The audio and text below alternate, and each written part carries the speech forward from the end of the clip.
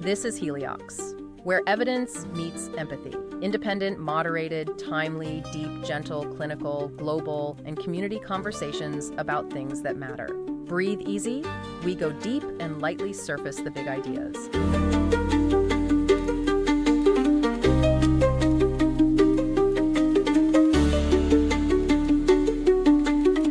Can you imagine a color so incredibly valuable that it was literally worth more than gold? It sounds like something out of a myth, doesn't it? It really does. That's the realm of Tyrian purple, and it's just the first stop on our colorful exploration today. Precisely.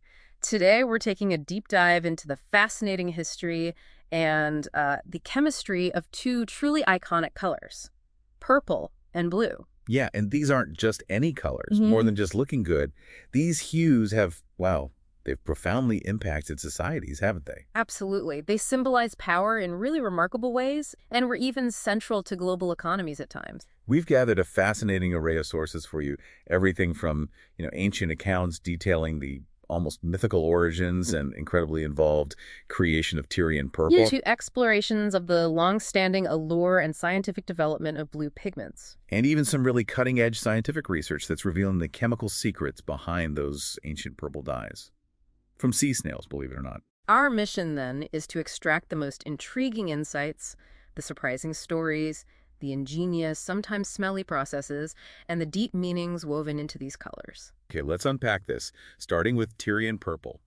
Truly the color associated with royalty, you could say. Definitely. Its story takes us all the way back to the Bronze Age. We're talking about the Phoenician city of Tyre. And the initial discovery, well, it involves a bit of animal misadventure, according to legend anyway. It's interesting, isn't it, how often pivotal discoveries seem to have that touch of serendipity. Totally.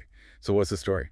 Well, the tale goes that the dog belonging to Tyros, apparently a favorite woman of the city's patron god Melkart, Okay. chomped down on a murex shellfish that had washed ashore, and in doing so, stained its mouth this vivid purple. And Tyros, understandably captivated by this unusual hue, demanded a garment dyed in the same way. Just like that. Just like that, or so the story goes. A legendary dyeing industry was supposedly born. Makes you wonder how many accidental discoveries really shaped our world. It's a compelling origin story, isn't it? And it seems there's some historical substance behind it, too. There is. Our sources indicate that the earliest written records of this dye appear in 14th century BCE texts. Right, from Ugarit and Hittite sources in the Eastern Mediterranean. That's the 14th century before the Common Era. Exactly. And purple-dyed cloth became this incredibly successful export for the Phoenicians. It really brought them renown throughout the ancient world. There's even a theory, though I gather it's debated, that the name Phoenicia itself might stem from the Greek word for dark red, possibly referencing this very dye. That's right. So a single product might have literally named an entire civilization. It really underscores how a specific commodity can become so deeply intertwined with a culture's identity and its economic success. Absolutely. And it's important to remember, despite their strong association with it, the Phoenicians weren't the only ones making this dye, even early on. Oh, really? Yeah, archaeological findings from Knossos on Minoan Crete show evidence of small-scale production there, too. They also had access to the necessary shellfish, you see. Ah, okay. So how did they actually do it? How did they create this incredibly valuable dye? It sounds like a rather involved and maybe unpleasant process. It was indeed quite an undertaking. The dye was primarily extracted from a few specific species of murex shellfish. Like which ones? We're talking Hexplex trunculus, Purpurella pillis, Helix xanthopina, and especially Blinus brandaris, that one used to be called Murex brandaris. Okay. These shellfish lived in relatively deep waters, so they had to be caught using baited traps. Then came the less appealing part. I'm bracing myself. The dye was obtained from the glands of thousands upon thousands of crushed and, well, left to putrefy shellfish. Oh, wow. Putrefy. Yes, which were then baked in the sun. You can only imagine the stench. Oh, the smell. One of our sources notes that Sidon's dye workshop was actually situated 14 kilometers south of the city at Sarepta. Makes sense. You had to think that was at least partly a strategy to keep that overwhelming odor at a distance. That's a very insightful point. Self-preservation, maybe?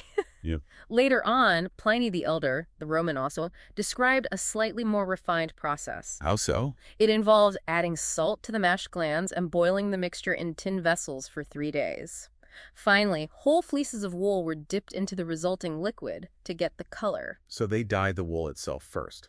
Interestingly, yes, the fibers were generally dyed before they were woven into garments. And the sheer number of shellfish required is almost unbelievable. I read something like 10,000 shellfish. Get this, around 10,000 shellfish would yield just 1 gram of the dye stuff. 1 gram.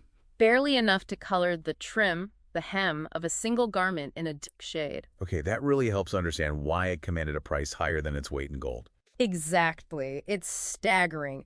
A single garment could cost more than a person's life savings. It just highlights how precious and symbolic color could be. Do we have any idea, like, specific prices? We do, actually. The price edict issued by Emperor Diocletian in 301 CE gives us a concrete measure. 1 pound of purple dye was valued at 150,000 denarii, Which was? equivalent to roughly 3 pounds of gold, or about $19,000 in today's currency, based on when that source was written. Wow. And even wool that was pre-dyed in purple was valued at £1 of gold per pound of wool. It's no surprise, then, that vast mounds of discarded shells have been discovered at Sidon and Tyre, some reaching, what, 40 meters high? Astonishing, isn't it? They essentially drove the local shellfish populations to near extinction in Phoenicia itself. But as our sources point out, the Phoenicians didn't just trade the finished dyed cloth, they were smart. Oh, absolutely. They also disseminated the dye extraction process itself to their colonies across the Mediterranean. Carthage became a huge production hub. Which not only showcases their commercial acumen, but also the immense value placed on this specialized knowledge. Exactly. Manufacturing centers popped up in various locations: Rhodes, Lesbos, Motia in Sicily, Kirkwani in North Africa, parts of Asia Minor, southern Italy. But the original Tyrian purple was still the best. It remained the most coveted, yes, because their sort of accumulated expertise allowed them to masterfully blend different shellfish species, maybe in specific sequences, and even incorporate secret ingredients. Giving it that unique look. That highly prized deep purple that appeared almost crimson under certain lights. Plus, it was remarkably durable and resistant to fading, added to its lasting value. Though naturally, where there's high demand and an exorbitant price, you get fakes, right? Cheaper imitations. Of course. Our sources mention that purple dyes were also derived from lichens or by a process of overdying textiles red first, then blue on top. Ever. And in Gaul, whortleberry was even used to dye fabric purple, ironically, for the clothing of enslaved people. Wow, the contrast. These alternatives certainly existed, but they likely lacked the vibrancy, the depth of hue, and the enduring quality of genuine Tyrian purple. Which just cemented its position as the luxury item, a power symbol. Status, prestige, wealth, absolutely. Its immense value is even evident in ancient tribute lists where it appears alongside silver and gold. Right, like Alexander the Great reportedly finding 5,000 talents of purple cloth in Susa. Which is a significant unit of wealth back then, a truly massive quantity. And the Romans were particularly enamored with purple, weren't they? They reserved it for the absolute elite. Indeed they were. The toga praetexta, with its purple border, was worn by magistrates and certain elites. And for generals. Triumphant generals, on their big day, could wear the toga picta entirely purple with a gold border. Eventually, purple became inextricably linked with the emperor himself. Julius Caesar started that trend, right? Regularly wearing the all-purple toga purpurea. He did, and by the 5th century CE, it essentially became a complete state monopoly. Right, purple and silk together were the ultimate power statement. Precisely.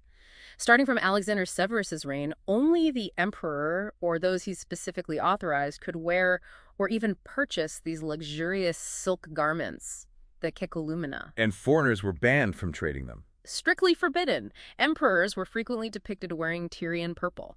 You see it in the renowned mosaic of Justinian the First, for example. And its association with the priesthood also endured for many centuries. It did, which is fascinating. This color, so deeply connected to earthly power, also held this significant religious association. Although, as we know, purple robes for church vestments were eventually replaced by scarlet in the 15th century. Pope Paul II, I think. That's the one. And the symbolism of purple extended beyond textiles, too.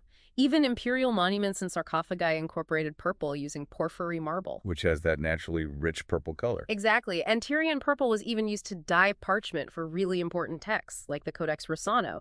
It truly saturated the visual culture of the time. Okay, so having explored the remarkable story of Tyrian purple from the murex snail, Let's now turn our attention to another color with a long and fascinating history. Blue. Ah, blue. It hasn't always carried the same connotations as it does in our modern world, has it? We think calm, maybe corporate. That's a great point. Historically, blue has been imbued with a really diverse spectrum of meanings. In the ancient world, often linked to mystical powers, the heavens. Right. Centuries later, it became associated with royalty, then uniforms, navy, hospitals, factories. And today, like you said, psychology and design often link blue to productivity and calm. It's interesting how the pursuit of blue, from these rare stones to synthetic creations, kind of mirrors humanity's constant drive to understand and control the natural world. That's a really nice way to put it. It's intriguing how those cultural associations evolve. Our sources highlight lapis lazuli as the earliest known blue pigment. It's that stunning, deep blue stone. Yes, and what's fascinating here is its primary origin, Afghanistan. Afghanistan. Primarily, yes. The very name lapis lazuli gives us a clue. Lapis meaning stone, lazuli meaning blue, likely from Persian. So it traveled. Oh, did it ever? This pigment was transported from Asia via the Silk Road for an astounding 6,000 years, right up until the 18th century, all the way from the remote Sarasang Valley. 6,000 years. That's an incredible journey for a pigment across continents for millennia. Isn't it?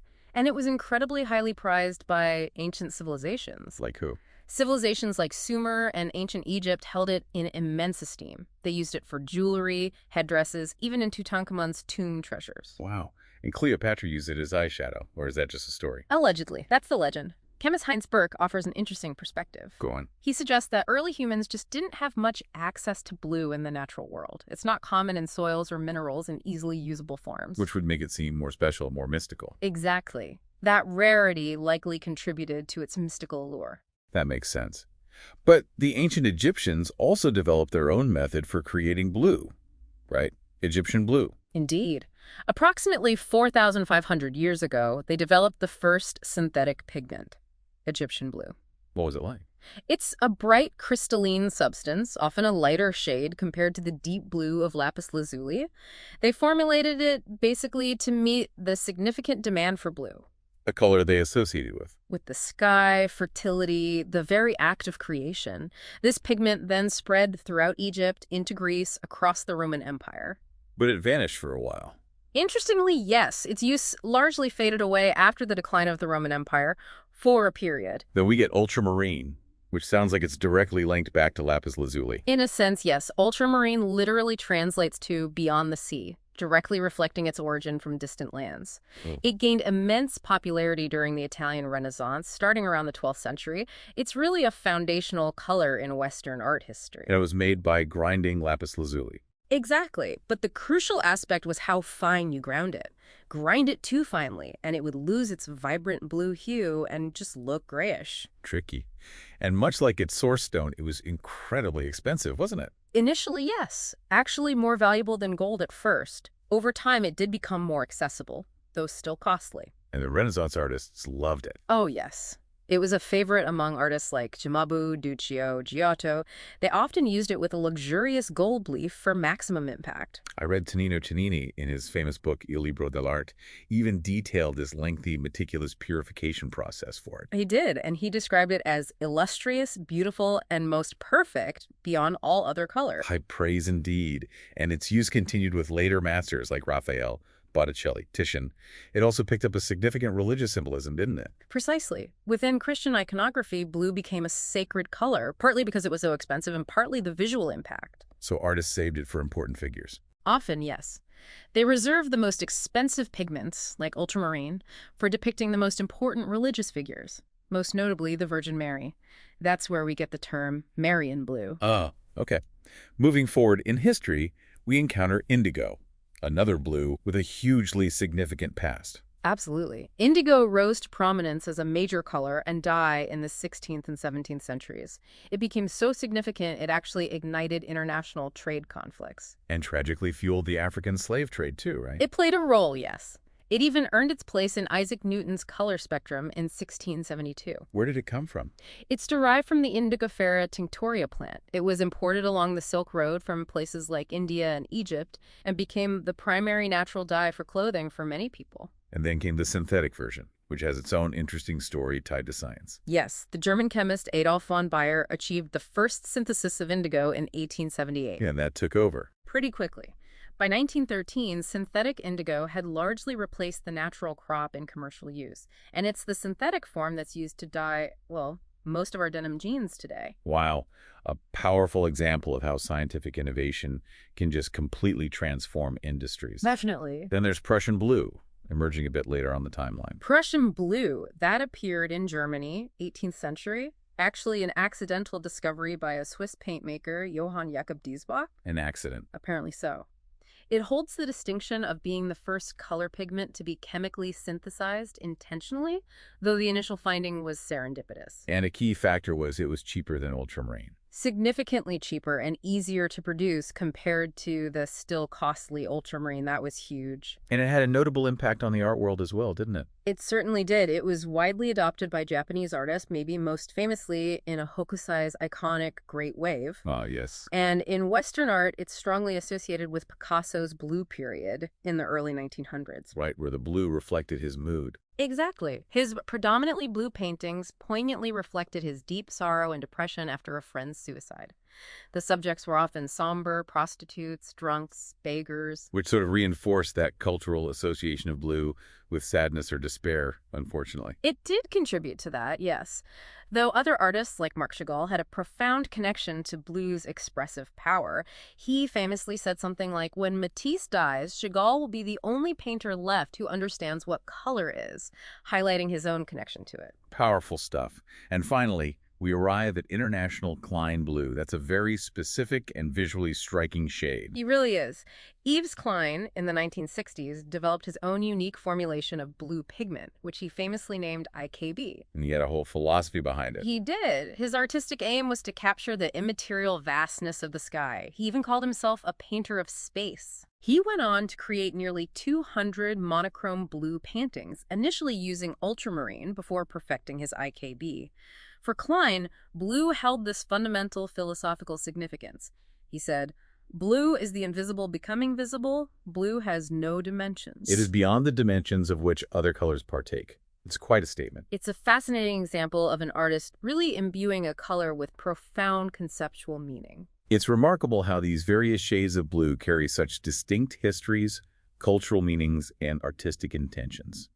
Okay, now let's circle back to purple for a bit and delve into the science of those ancient mollusk pigments. Yes, this is where modern science meets ancient history. Our sources include some truly fascinating research using modern scientific techniques to unlock the molecular secrets of these ancient dyes, and even confirm historical accounts, right? Exactly. What's particularly interesting is how cutting-edge analytical techniques like high-performance liquid chromatography, HPLC for short, are now being used. To do what exactly? To precisely determine the chemical composition of archaeological purple pigments extracted from these murex mollusks. So we can know exactly what was in them. Precisely. It allows us to move beyond just relying on historical descriptions and gain a true molecular understanding of what these ancient dyes were actually made of and how they achieved those remarkable hues and their legendary durability or fastness.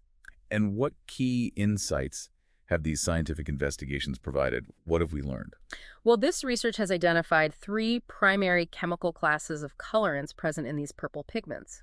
Indigoids, indorubinoids, and isotenoids. Complex stuff. They're complex organic molecules, yes. And the subtle variations in their structure are what give Tyrian purple its unique range of shades and its legendary fastness, meaning it wouldn't fade easily. So what are some key findings? Key findings include figuring out the optimal ancient methods for obtaining the desired purple hue. Okay. Identifying purple pigment on that 2,500-year-old royal marble jar belonging to the Persian king Darius I.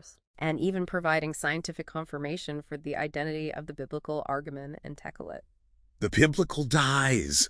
Seriously. Yes, in 2,000-year-old textile fragments discovered at Masada. That's absolutely incredible to be able to scientifically identify dyes mentioned in historical texts, even the Bible. And the snails themselves, the Hexaplex trunculus, Balinus brandaris, and Stramonidae hemistoma, they each have a unique chemical signature. They do. Hexaplex trunculus is particularly noteworthy because it can produce a whole range of purples.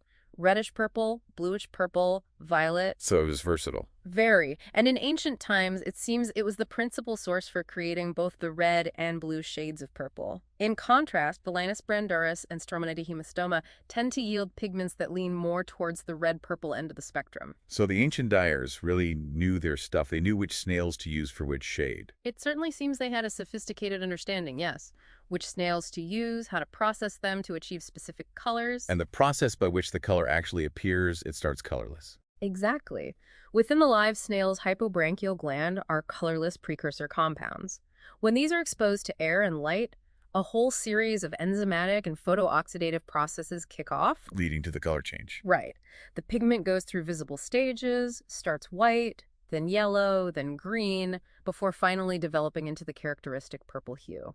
And sunlight really speeds up this fascinating color development. So how do scientists actually analyze these tiny traces of ancient color on artifacts? It must be challenging. It requires specialized techniques. The development of a specific HPLC method, using a mixture of methanol, water, and phosphoric acid, lets them precisely separate and detect about 10 standard purple-related dye compounds. Okay. By carefully analyzing the retention time, how long each component takes to travel through the system, and its unique UVV's absorption spectrum. Its light signature? Kind of, yes. Yeah. Scientists can create a chromatic fingerprint that is specific to each snail A species. fingerprint for color. Exactly. This detailed molecular signature is absolutely crucial for accurately determining the biological origin of ancient purple pigments found on archaeological discoveries. It's like forensic science for ancient colors. And this chromatic fingerprinting has led to some truly exciting archaeological discoveries and confirmations, hasn't it? Absolutely. At a 6th century BC site in Tel Dor, which looks like it was a dyeing installation, finding brominated indigoids provides strong evidence for mollusk-based purple dyes. Okay. Furthermore, a 7th century BC potsherd from Tel Kabri revealed the very first archaeological detection of DBIR, that's a specific type of indorubinoid pigment. Wow, first time finding that. Then there's that mid-5th century BC royal jar of King Darius I. Analysis of the purple paint showed high levels of DBI and low levels of indigo, strongly suggesting it came from Hexaplex trunculus. Amazing precision. And the biblical dyes from Masada. Perhaps most significantly, yes. Textile fragments from Masada, late 1st century BC, the Herodian fabric, thought to be part of King Herod's royal purple mantle, the argaman, was also found to be produced from Hexaplex trunculus with high DBI content. And even more remarkably, the biblical tekalit, that bluish-purple textile, also from Masada, What about it? scientifically identified as originating from Hexaplex trunculus too, but with a higher concentration of IND or indigo. Suggesting a slightly different process, maybe? Possibly a different dyeing process, or perhaps even subtle variations in the snails used or how they were treated before extraction. It's truly remarkable how modern science can shed light on these ancient practices and even corroborate historical and biblical accounts with such precision. It really bridges the gap between ancient texts and tangible evidence. So as we draw this deep dive to a close, we've really seen how the pursuit of these vibrant colors, Tyrian, purple, and blue, spurred incredible innovation. Profoundly shaped societies. And even became deeply intertwined with religious symbolism and artistic expression. Indeed. From the arduous, frankly back-breaking labor of extracting minuscule amounts of dye from countless sea snails, To the accidental yet transformative breakthroughs in creating synthetic pigments. the long and colorful history of these hues serves as a powerful testament to human curiosity or ingenuity in the face of challenges. And the enduring significance of our visual world and how we choose to color it. Well said. And on that thought, maybe consider this. Yeah. In our modern world, saturated as it is with readily available mass-produced colors in every imaginable shade, have we perhaps in some way lost a sense of the immense effort and extraordinary value that was once intrinsically linked to these very hues? That's a really provocative question. Does abundance diminish appreciation? Maybe. What can the long and intricate history of these pigments tell us about our own ever-evolving relationship with color and its continued, perhaps often unconscious, significance in our lives? Something to think about. Perhaps the next time you encounter a regal shade of purple or a deeply calming blue, you'll take a moment to reflect on the rich and complex stories that lie hidden within those seemingly simple shades. Thanks for listening today. 4 recurring narratives underlie every episode: boundary dissolution, adaptive complexity, embodied knowledge, and quantum-like uncertainty. These aren't just philosophical musings, but frameworks for understanding our modern world. We hope you continue exploring our other podcasts, responding to the content, and checking out our related articles at helioxpodcast.substack.com.